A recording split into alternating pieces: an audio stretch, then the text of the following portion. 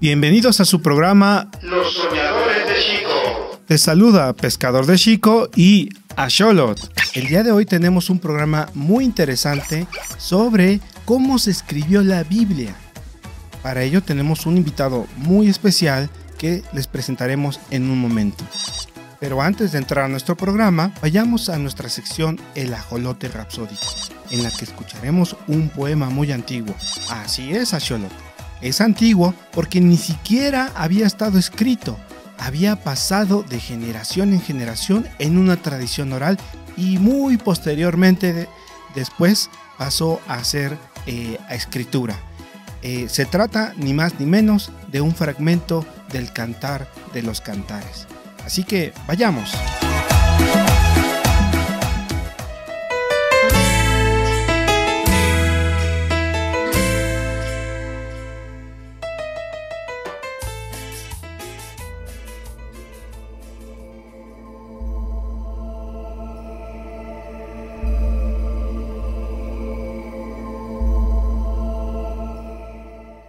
La voz de mi amado.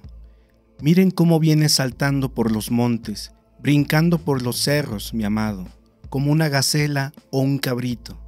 Ahora se detiene detrás de nuestra cerca y se pone a mirar por las ventanas, a espiar por las rejas. Mi amado empieza a hablar y me dice: levántate, compañera mía, hermosa mía, y ven por acá, porque mira, ya ha pasado el invierno y las lluvias ya han cesado y se han ido. Han aparecido las flores en la tierra, ha llegado el tiempo de las canciones, se oye el arrullo de la tórtola en nuestra tierra. Las higueras echan sus brotes y las viñas nuevas exhalan su olor. Levántate, amada mía, hermosa mía, y ven. Paloma mía que te escondes en las grietas de las rocas, en apartados riscos, muéstrame tu rostro, déjame oír tu voz, porque tu voz es dulce y amoroso tu semblante. Que casen a los zorros nuevos que destrozan las viñas, pues las nuestras se encuentran en flor. Mi amado es para mí y yo para mi amado. Él lleva a su rebaño a pastar entre los lirios. Antes que sople la brisa del día y huyan las sombras, amado mío, vuelve, como hace la gacela o el cabrito por los montes de las balsameras.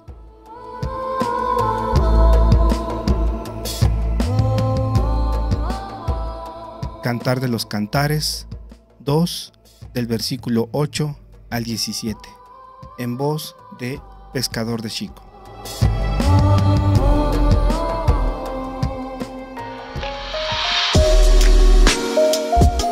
Axolotl, ¿qué te pareció este poema tan antiguo? Sí, concuerdo. Efectivamente, sí, es muy hermoso y habla de otras geografías muy distintas a las que nosotros vemos aquí en Valle de Chalco. Por ejemplo, habla sobre peñascos, habla sobre riscos, etc. Obviamente, cada poema se hace de acuerdo a un contexto geográfico e histórico y que pues eso va cambiando conforme van siendo, digamos, diferentes poemas. Entonces, pues bueno, espero que hayas disfrutado este poema y pues ¿qué te parece si ahora vamos a nuestra siguiente sección, que es el ajolote cultural? ¡Vayamos!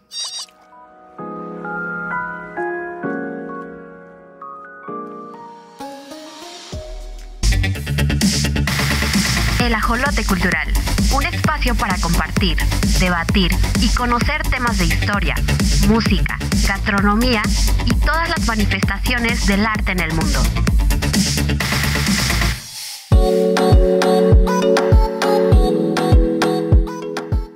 Pues bienvenidos a su sección El Ajolote Cultural. Como lo estábamos mencionando hace un momento, hoy tenemos una entrevista muy interesante. Tenemos ni más ni menos que un gran invitado, un gran biblista, quien nos va a explicar cómo fue escrita la Biblia. ¿Sí? Ese libro que por ahí está en algún lugar de la casa, que tal vez su abuelita por ahí de vez en cuando lo lee, pero que ha sido un libro, pues es el libro más leído en toda la historia de la humanidad. Es un libro que ha unido a millones y millones y millones de seres humanos en todo el mundo y miles y miles y miles de generaciones. Entonces, obviamente es un texto muy, muy importante. De hecho, vamos a aprender el día de hoy que pues no es un texto solo, no es un simple texto. Y pues justamente para abordar bien este tema, tenemos el gran gusto, el gran privilegio de contar con nosotros el día de hoy al doctor Javier Quesada. El doctor Javier Quesada, bienvenido. Muchas gracias. El doctor Javier Quesada estudió filosofía, estudió teología, terminó 2 doctorados, un doctorado en filosofía, un doctorado en teología con especialidad en la Biblia. Estudió en el Studium Biblicum Franciscorum, que es un centro de estudios especializado en Jerusalén, así como también en la Escuela Bíblica de Jerusalén, un lugar, bueno, quienes saben un poco de eso, pues es el top de los estudios bíblicos en el mundo, ¿no? De hecho, mucha gente de varias partes de Europa se va a estudiar allá con los franceses, ¿no? Sobre todo esta es una gran escuela, los franceses que se dedicaron a cotejar los textos más antiguos, los textos originales. Ya muchos después estas se han ido a otras partes del mundo, como Roma, pero la escuela bíblica fue la que abrió realmente, fundó los estudios bíblicos en el siglo XX. Bueno, también nuestro invitado es autor de varios libros, El Evangelio de Judas, ¿Qué es la Biblia?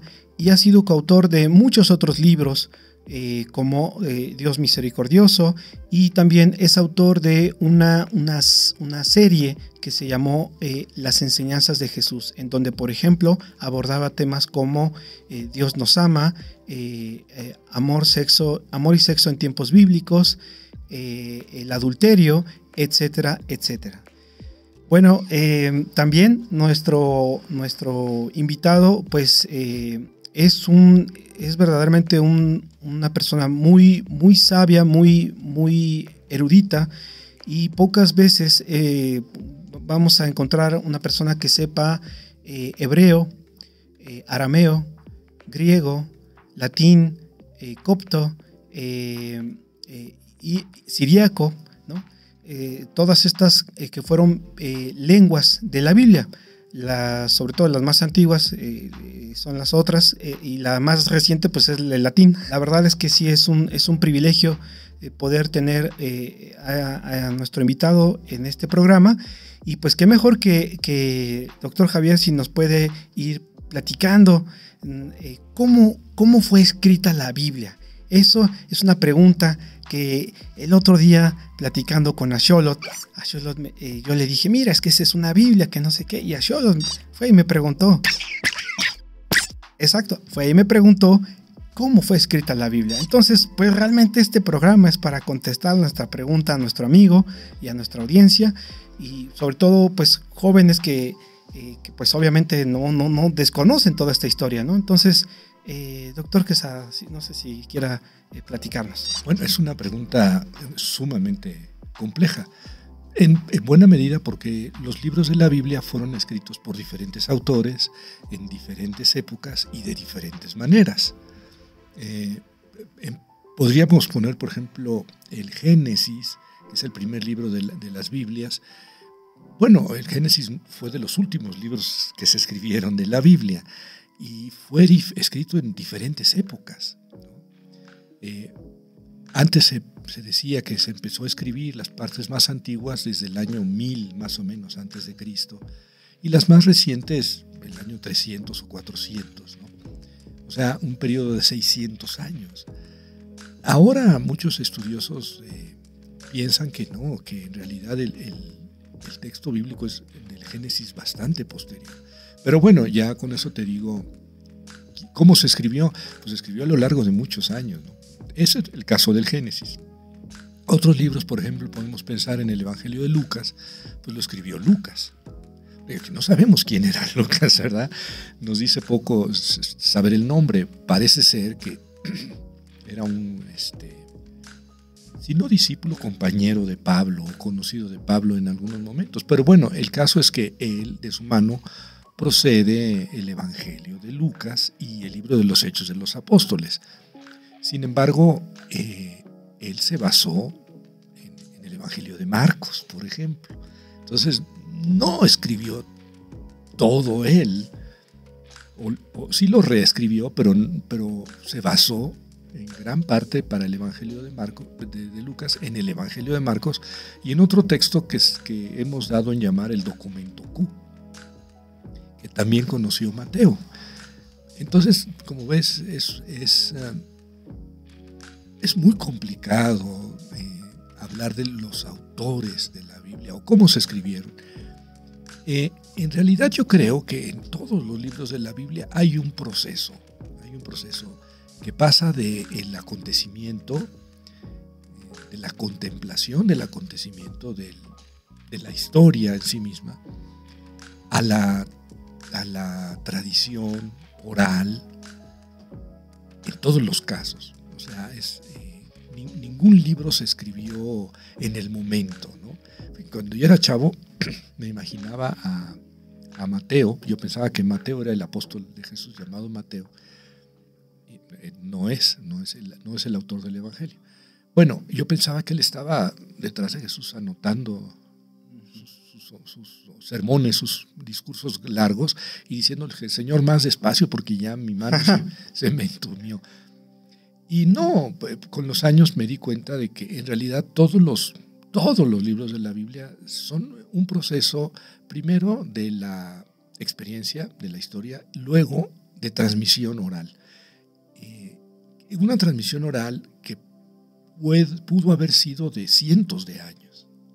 No en el caso del Nuevo Testamento, pero sí en el caso del Antiguo, ¿no? Como por ejemplo el caso del Génesis, de relatos experienciales. Se pasó a la tradición oral que pudo haber sido de 500, 1000 años, y luego alguien lo puso por escrito, ¿verdad? Claro, en el caso del Nuevo Testamento no hablamos de 1000 años entre la tradición y la escrituración, pero sí pueden ser 5, 10, 15, 20 años, ¿verdad? Entonces, del acontecimiento Jesús, por ejemplo, de lo que Jesús estaba diciendo y haciendo, a el escrito, hay por lo menos 30, 40, 50 años. Y entre el acontecimiento y el escrito hay una tradición oral. Y una tradición oral que no es fiel.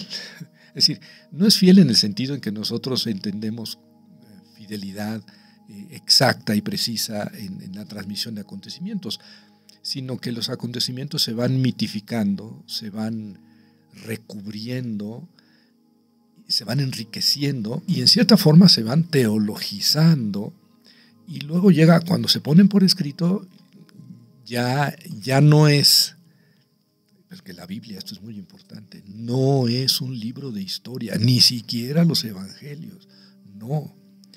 Evangelio quiere decir buena noticia. O sea, no son libros de historia, son libros que transmiten la buena noticia de la vida de Jesús, de su muerte y resurrección.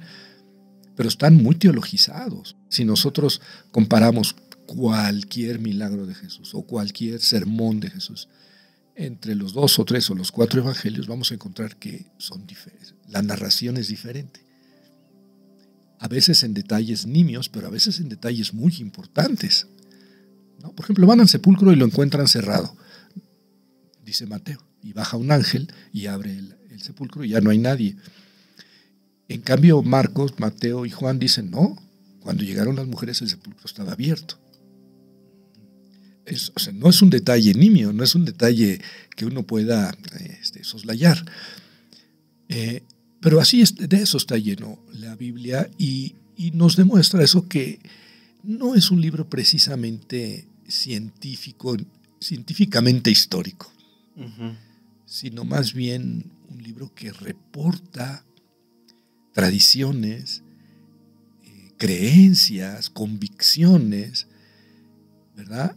Y entonces es un libro muy sabroso para los historiadores, pero mucho más sabroso para las personas que creen, ¿no? Es decir, la mayoría de la gente se acerca a la Biblia porque cree. Y justamente los escritores son creyentes, que transmiten su fe. Entonces, cada libro es una historia,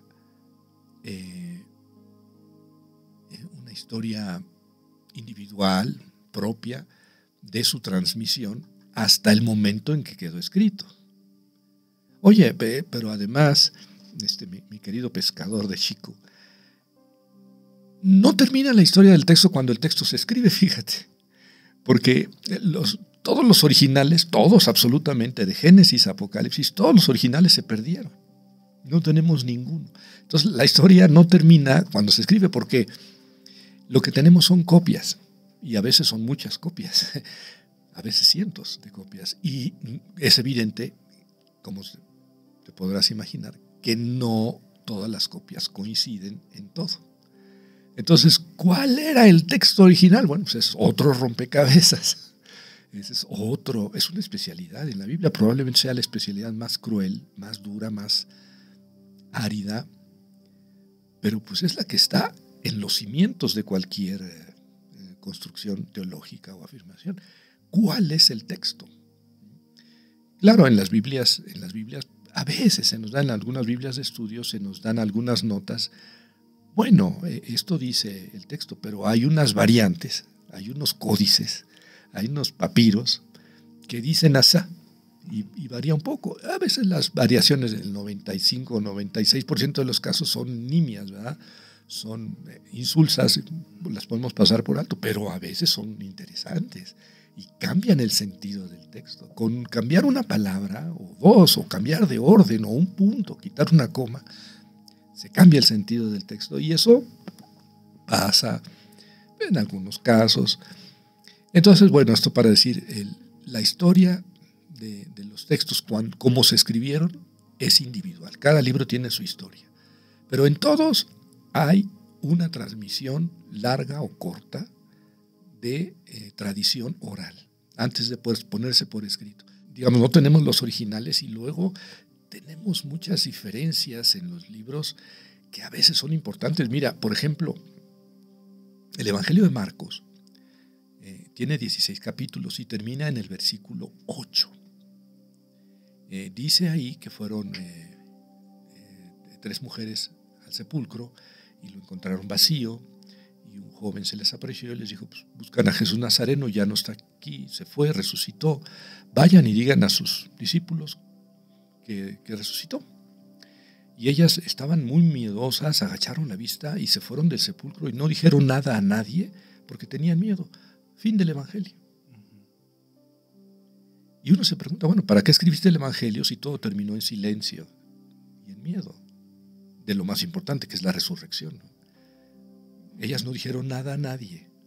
Entonces, ¿por qué se escribió el Evangelio? ¿Los discípulos creyeron en la resurrección? Es evidente que sí, porque el Evangelio es un testimonio de la fe de la comunidad. Pero, ¿cómo se transmitió eso si las mujeres no dijeron nada a nadie? Ese es el final, desde mi punto de vista, más bonito de los evangelios, más provocativo. A algunas personas no les gustó ese final y añadieron un segundo final, en el que se dice que Jesús resucitó el primer día de la semana, se apareció a María Magdalena, de la que había sacado 7 demonios, y luego se apareció a los discípulos, etc. Entonces ahí, fíjate que, claro, nos damos cuenta de que es un parche, porque en el primer texto dice que iban 2 mujeres, y en el segundo dice que se apareció a María Magdalena. En el primero Jesús no se apareció a nadie, fue un joven el que les dio la noticia. Y en el segundo dice que María sí fue a llevar la noticia a los discípulos, mientras que en el primero dicen que no dijeron nada a nadie. En el primero Jesús no se aparece a sus discípulos y en el segundo se aparece a sus... Entonces es claramente un parche, pero además ese parche no está en todos los códices. ¿Ves? De esas copias de que hablé antes, algunos no tienen ese parche. Entonces nos damos cuenta de que es realmente algo apócrifo, algo que está añadido. Claro, es canónico y es inspirado por Dios, así lo confiesa la fe de la Iglesia cristiana, sí, pero no es original, ¿sí? No es del primer autor, digamos. Y eso es un detalle, pues yo uso la palabra detalle, pero esa es una diferencia tan grande entre el primer final y el segundo final, que es una teología, me atrevo a decir, completamente diferente con respecto a la resurrección,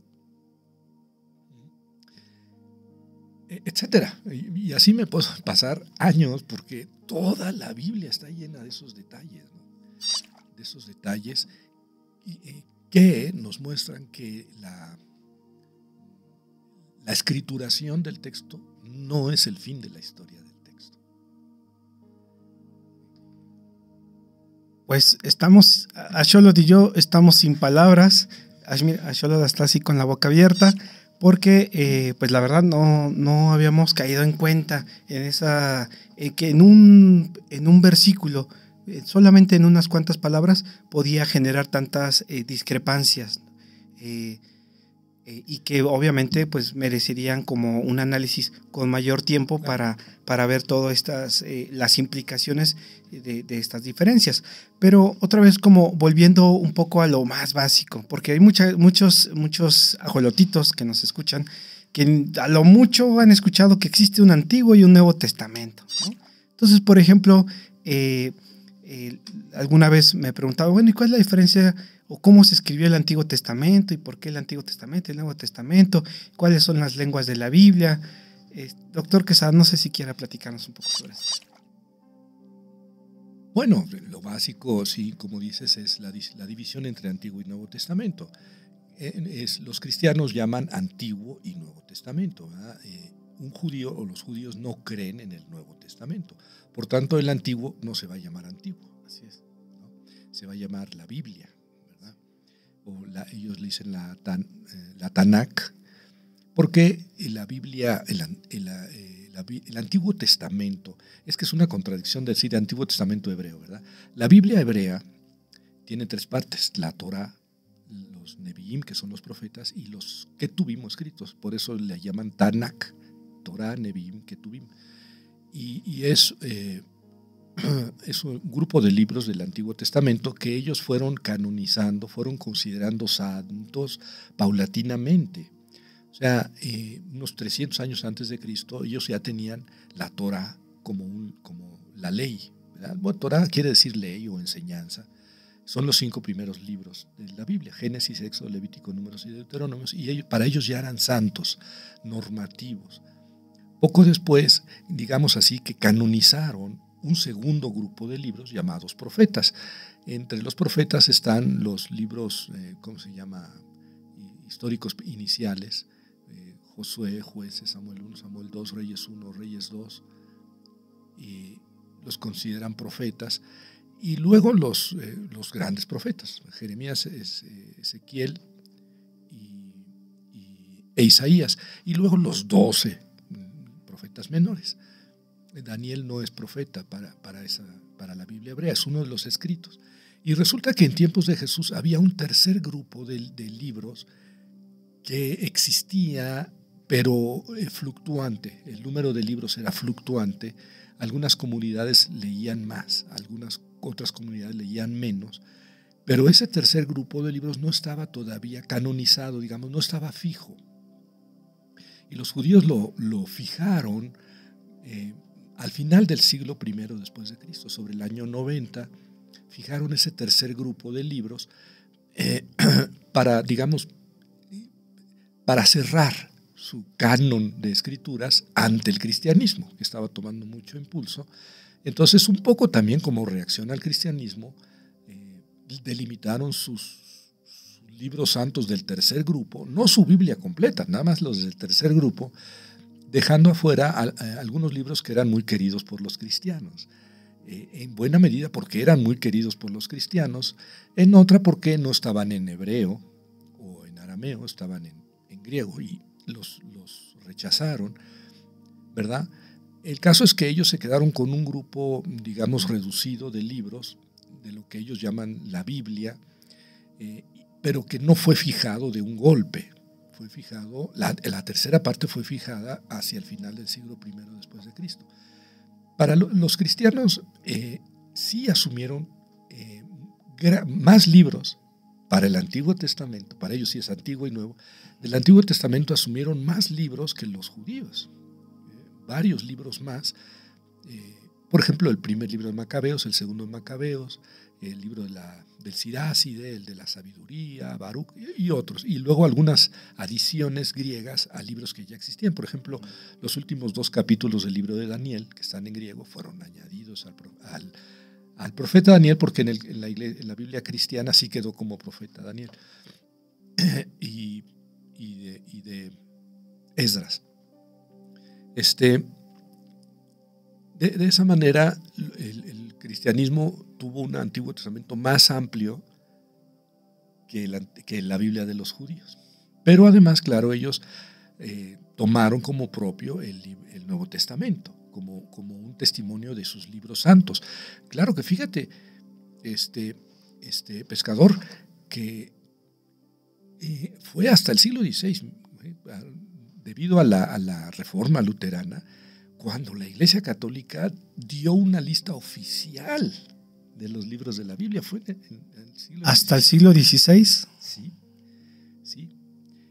Antes sí había listas, pero no eran listas oficiales, ¿verdad?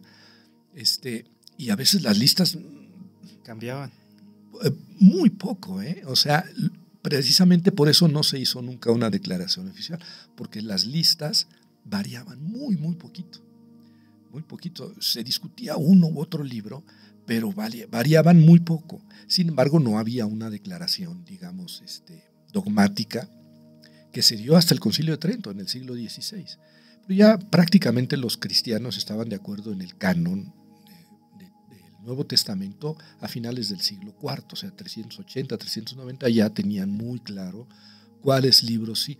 Y eso se dio se fijó, el canon de la Iglesia cristiana se fijó mediante un proceso muy democrático.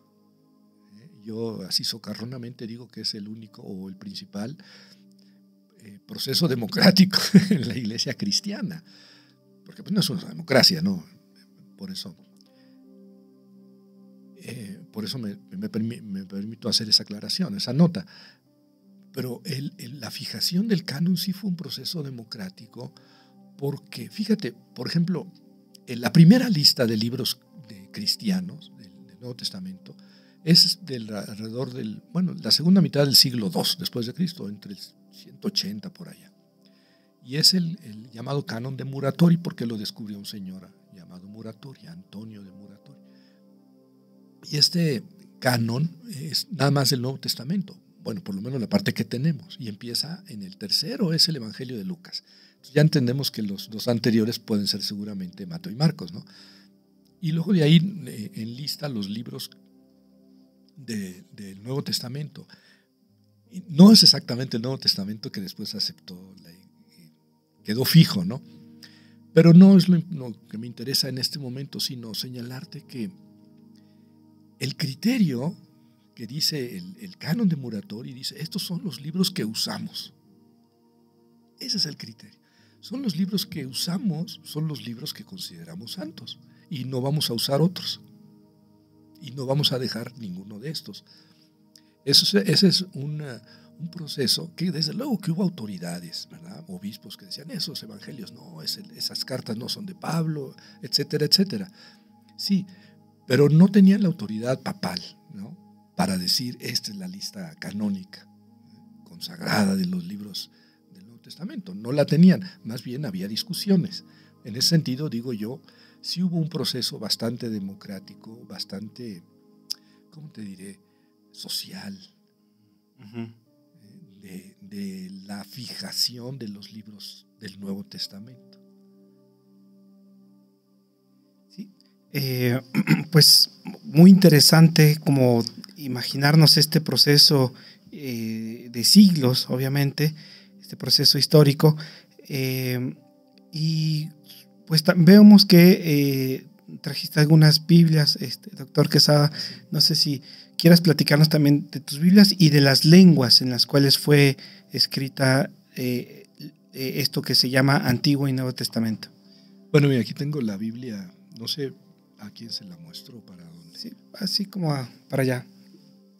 Esta Biblia se llama Septuaginta y es la Biblia que los judíos tradujeron al griego, porque ya los judíos en tiempos de Jesús ya no hablaban hebreo. Los que vivían en Palestina hablaban arameo, pero la gran mayoría ya no vivían en Palestina, ¿no? Vivían en la diáspora, en la diseminación, y ellos decidieron traducir la Biblia al griego. Y todavía en tiempos de Jesús algunos libros estaban en proceso de ser traducidos, ¿no? Algunos se tradujeron al griego después de Cristo, pero eran parte de la Biblia de los judíos, traducida por los judíos al griego. Entonces esta Biblia es la Biblia que se llama Septuaginta porque la tradición dice que 72 ancianos fueron llamados a Egipto, Alejandría, para traducir la Biblia. Y bueno, los 72 estuvieron incomunicados uno con otro, ¿verdad? Y al final se compararon sus 72 traducciones y eran idénticas en sus últimas letras. Y esto para señalar que la traducción griega es santa, tan santa como el original hebreo. Para los judíos, estamos allá 300, 250 años antes de Cristo. Entonces, la Septuaginta, digamos, es la primera traducción. Ahora bien, el hebreo es una lengua semítica y el griego no es una lengua semítica. Son dos lenguas completamente diferentes, pero que reflejan concepciones, cosmovisiones completamente diferentes. Por eso esa traducción es un tesoro. Es un tesoro en el sentido de que revela la intención del judaísmo de hacerse entender en una lengua y en una cultura que no es la propia. Fíjate que después rechazaron el griego, los mismos judíos. Lo rechazaron y dijeron, nos quedamos con el hebreo, que es la lengua santa. Sí, es una reacción, digamos así, ultra ortodoxa. Pero antes de Cristo tenían una mentalidad mucho más abierta, mucho más abierta. Y la tradujeron al griego. Y esta Biblia Septuaginta es completa, es Génesis, todos los libros del Antiguo Testamento y muchos incluso que los judíos después no aceptaron y tampoco los cristianos. Por ejemplo, el libro del Siracide, o llamado también eclesiástico, está en esa Biblia. Sí la aceptaron los cristianos, pero no los judíos. Pero en esa Biblia también está el cuarto y el tercer libro de los Macabeos, que después ya no aparece. Que no aceptaron ni los judíos ni los cristianos. Las Odas de Salomón, los Salmos de Salomón, etcétera, que son libros que no aceptaron ni judíos ni después cristianos. Es una Biblia que ahora, en la actualidad, está tomando mucho realce porque durante muchos siglos en la iglesia cristiana no se leían las lenguas originales, ¿verdad?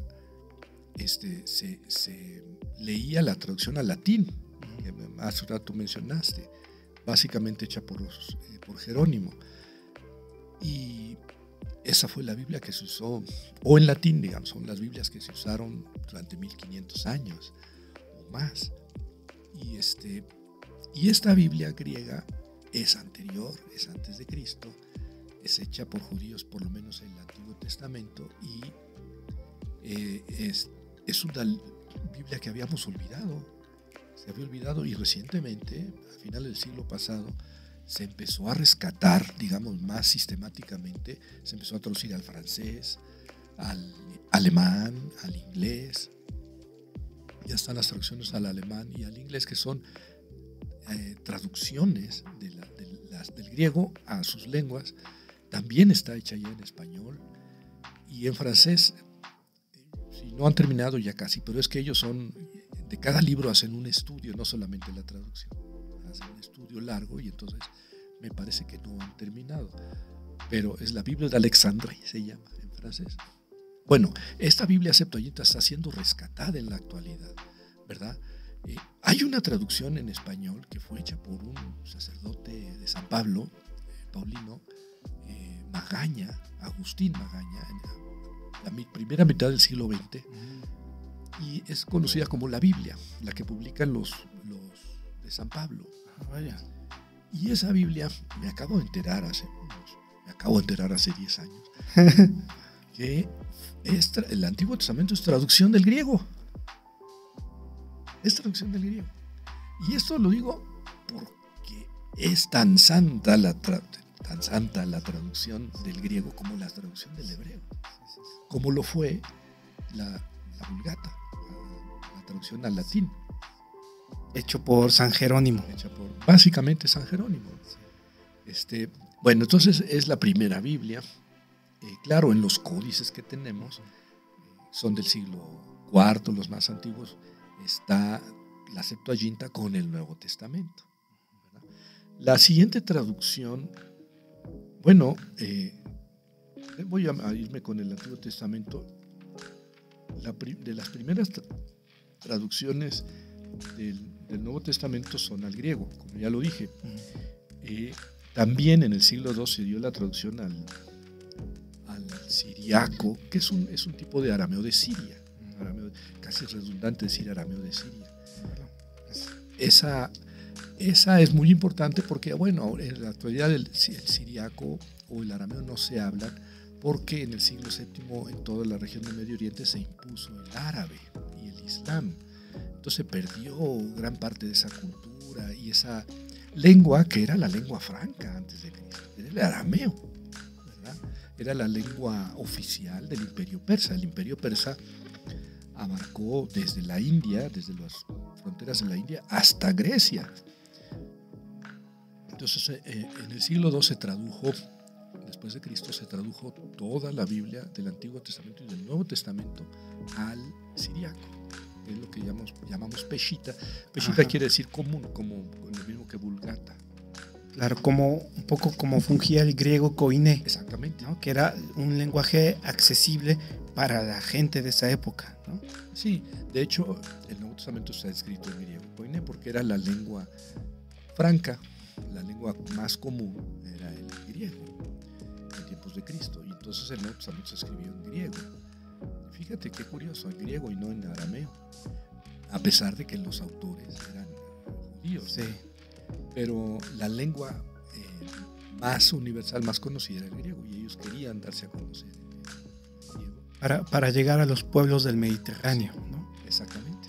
Y entonces escogieron el griego, y a veces muchos autores se lee que están pensando en hebreo o en arameo y escribiendo en griego. Y hay cosas que luego no se alcanzan a traducir bien, como por ejemplo el concepto del inframundo. En la traducción, digamos, en el Nuevo Testamento, cuando se menciona el inframundo, se pone como Hades.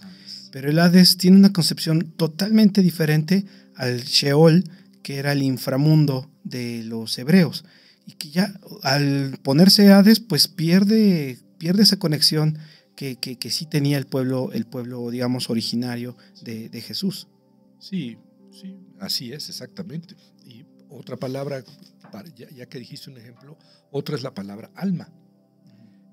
Alma en hebreo es nefesh, pero nefesh quiere decir más bien aliento. Uh-huh. Y como quiere decir aliento, también quiere decir garganta, es donde pasa el aliento. Y también quiere decir vida. Uh-huh. Y entonces también quiere decir yo. Yo es mi nefesh, mi vida, mi alma. Yo. Y en griego tradujeron sistemáticamente por psique. Sí, horrible. matando mucho poder metafórico y simbólico. Sí, ¿no? Pero son las condiciones de una lengua diferente. Claro. Y además, alma en griego pues evoca un compuesto del ser humano. Uh-huh. ¿Verdad? El ser humano está compuesto de cuerpo y de alma. Uh-huh. Y es descomponible. ¿No? Y el cuerpo se desaparece, sí. Y el alma, como es simple, no se descompone, no tiene parte, entonces es eterna o es inmortal. Pues sí, pero eso no existe en la palabra nefesh. No es separable. Sí. Esa palabrita trasluce toda una concepción antropológica diferente. Y son cosas que sí nos mete después en problemas antropológicos, porque también el problema es que luego los cristianos de los siglos segundo, tercero en adelante, como van a leer también a los grandes filósofos griegos en griego, leen la Biblia en griego, pero y van a querer asociarlo a estos términos griegos, ¿no? De los filósofos, como por ejemplo Platón hablaba también de esa psique, Aristóteles hablaba de la psique, pero su concepto era totalmente diferente al que alguna vez quiso pensarse, ¿no? Exactamente. Y ese ejercicio, ese desafío de la traducción del semita al griego lo hicieron los judíos antes de Cristo. Y luego el Nuevo Testamento quedó en griego. Aquí tengo el Nuevo Testamento, nada más que está despastado porque lo utilizo mucho. Aquí está The Greek New Testament. No tiene nada en inglés, ¿verdad? Es la edición. Sí. Pero lo importante es que tiene aquí el texto griego del Nuevo Testamento. Sí. Y en la parte de abajo me va diciendo qué papiros, qué pergaminos, qué familias, sí, qué padres de la iglesia, qué traducciones tienen una variante del texto que está arriba. Y a veces me dicen, pues, el 90% tienen este texto, pero yo te digo los otros que son mucho menos importantes y son pocos, qué variante tienen.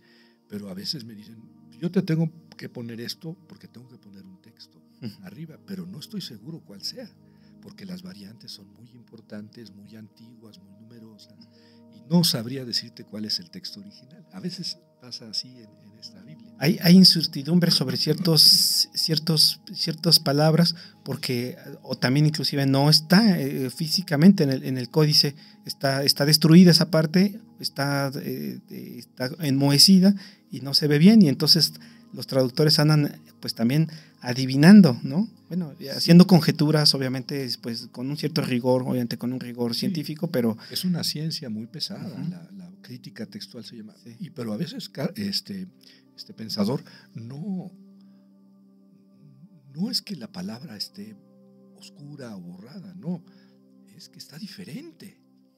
En 2 o 3 códices de los principales y más antiguos está diferente. Entonces ya no sabemos, y por eso a veces hay variaciones en las traducciones. Por eso, es decir, a veces hay traducciones diferentes. Por esa razón, porque un investigador, un filólogo, un biblista, decide tomar esta variante de este códice en esta parte. Y otro dice, no, esta es la variante que hay que tomar. Y de eso se pueden derivar diferentes traducciones con diferentes significados. Pero a veces la traducción, que es otro mundo, es otro mundo. Yo me he dedicado los últimos 10 años de mi vida a la traducción. Sí, faltó decir eso a nuestros radioescuchas. Me faltó decirles que el doctor Quesada es pues el único mexicano que conocemos que está haciendo una traducción del hebreo y el arameo y del griego al español, una traducción completa desde las lenguas originales y desde los códices originales al español. Es un proyecto que pues no se ha hecho. Por ahí yo recuerdo el trabajo de Ernesto de la Peña, donde tradujo el Nuevo Testamento, pero déjenme decirles que eso obviamente no es nada fácil, pero es un poco más fácil porque solamente fue del griego al español, y además nuestro queridísimo Ernesto de la Peña era un lingüista, ya había estudiado el griego. Pero no es lo mismo hacerlo solamente de la lengua antigua a hacerla de estas otras 2 grandes lenguas antiguas, y además tengo entendido cotejando con las versiones, la versión siríaca, esta que hablábamos, la peshita, y también los textos coptos, ¿no? Me parece también. No, bueno, el copto ya lo he dejado porque no me cabe en la cabeza. Lo estudié cuando traduje el Evangelio de Judas, pero no me entra en la cabeza, lo abandoné, no puedo. Pues sí, la traducción es un mundo importantísimo, porque tú tienes ahí, en tu Biblia es la de latinoamericana, es muy, muy diferente de la Biblia, por ejemplo, del Peregrino, que tradujo una persona, tradujo la Biblia del Peregrino. Luis Alonso Scheckel. Luis Alonso Scheckel, español, ¿verdad? Español. Y ya murió, tradujo 2 o 3 veces la Biblia, era un bárbaro. Pero son muy diferentes. Incluso las traducciones de él son diferentes una de otra. ¿Ves? Sí, el mundo de la traducción es que no es inocente, ¿verdad? Es muy, muy culpable, porque decir una cosa en vez de otra, aunque sea una variación que podría parecer sinónima, no es responsable. Tiene connotaciones y puede traer figuras, relaciones muy diferentes, ¿no?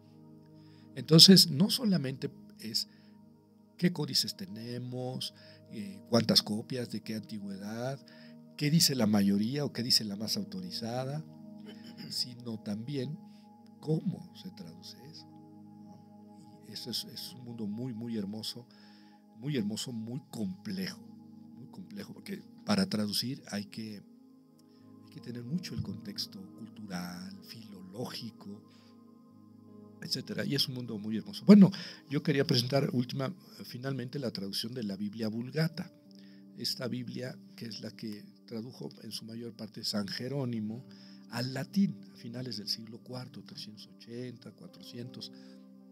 El Papa le pidió, porque había muchas traducciones que ya existían al latín, pero el Papa quería una traducción más fina, más rigurosa, más elegante en el latín, y le encargó el trabajo a San Jerónimo, a Jerónimo en ese momento, y Jerónimo la tradujo. Esa Biblia se fue imponiendo poco a poco, no de inmediato, poco a poco se fue imponiendo, fue la Biblia usada en la iglesia cristiana durante muchos cientos de años. Y que Jerónimo se tomó la libertad de ir con los masoretas, con los grandes maestros de los textos hebreos, para aprender de ellos, ¿no? Cómo ellos interpretaban, o sea, se dedicó varios años a justo conocer ese contexto cultural, ¿no? Así es una autoridad. La traducción de San Jerónimo fue muy apreciada, muy valorada y aceptada. Casi se puede decir que era la Biblia del cristianismo, ¿verdad? Hasta que llegó Martín Lutero y dijo, no, hay que ir a las lenguas originales, traducir al alemán en este caso, de las lenguas originales, porque antes se traducía, por ejemplo, si querías una Biblia en alemán se tenía que traducir del latín, o teníamos traducciones al español pero hechas del latín. Entonces, traducción de traducción. Y en la Iglesia Católica hasta el Concilio Vaticano II fue cuando se impulsó la traducción de las lenguas originales. Claro, porque tenía un poco de miedo, ¿no? Hay que decirlo. Bueno, es una manera de decirlo, un poco de miedo, porque el haber hecho, cuando Lutero hizo esto en el siglo XVI, generó también toda una serie de movimientos conceptuales, ¿no? Y finalmente derivaron en una reforma religiosa, que fue el nacimiento del protestantismo. Y pues la iglesia, yo creo que no quería, ya vimos que si dejamos a nuestros monjes, porque hay que recordarle a nuestros radioescuchas que Martín Lutero, el padre del luteranismo, era un monje agustino, además devoto de la Virgen María, que luego eso no lo saben los protestantes, pero le apasionó este mundo y logró la traducción, que es una gran proeza humana, es como haber llegado a la luna, así de grande es ese proyecto. Sí, él la tradujo, tradujo la Biblia al alemán.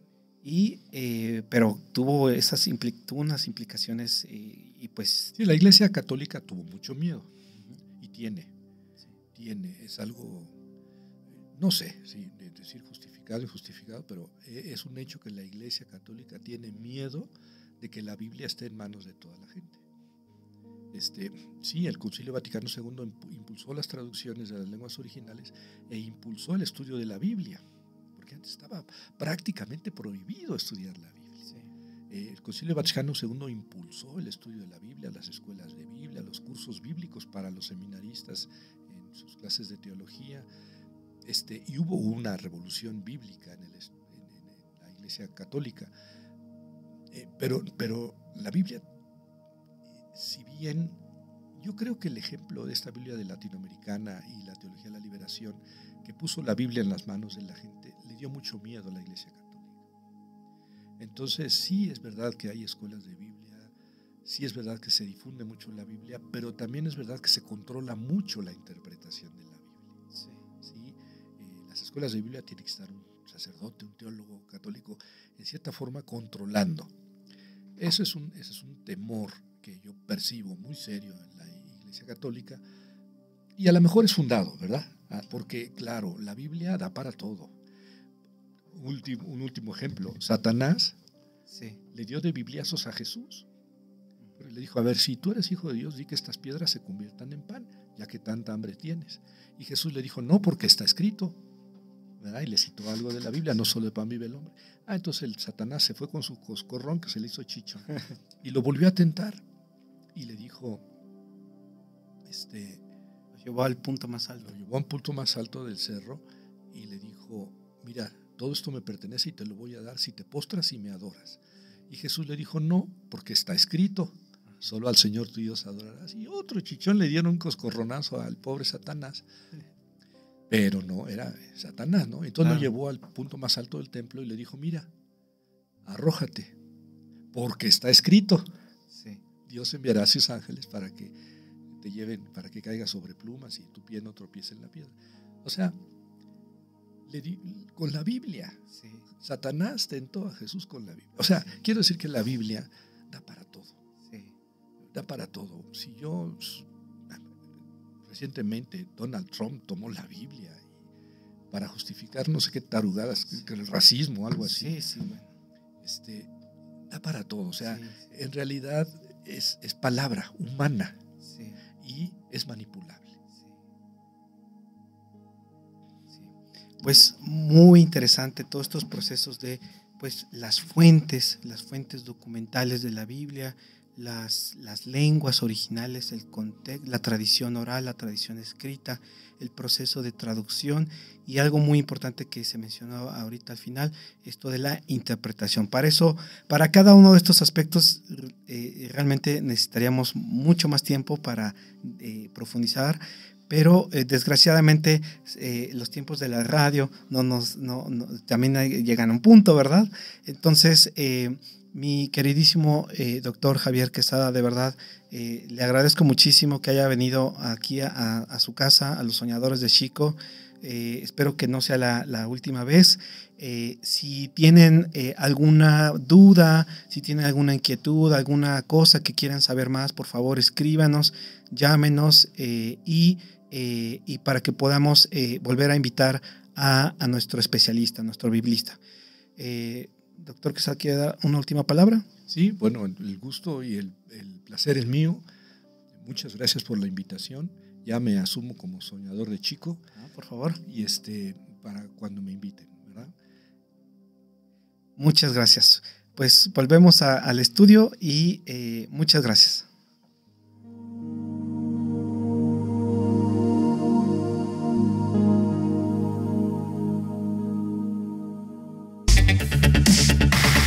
El Ajolote Cultural, un espacio para compartir, debatir y conocer temas de historia, música, gastronomía y todas las manifestaciones del arte en el mundo.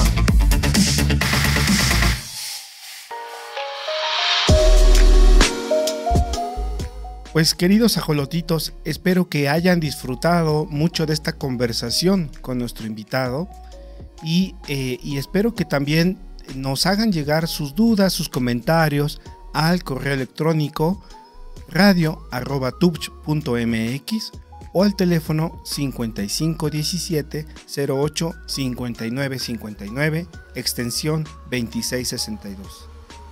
Espero, les reitero, que les haya gustado mucho este programa y que pues nos vemos para el siguiente programa en unas 2 semanas más. Cuídense mucho, hasta luego.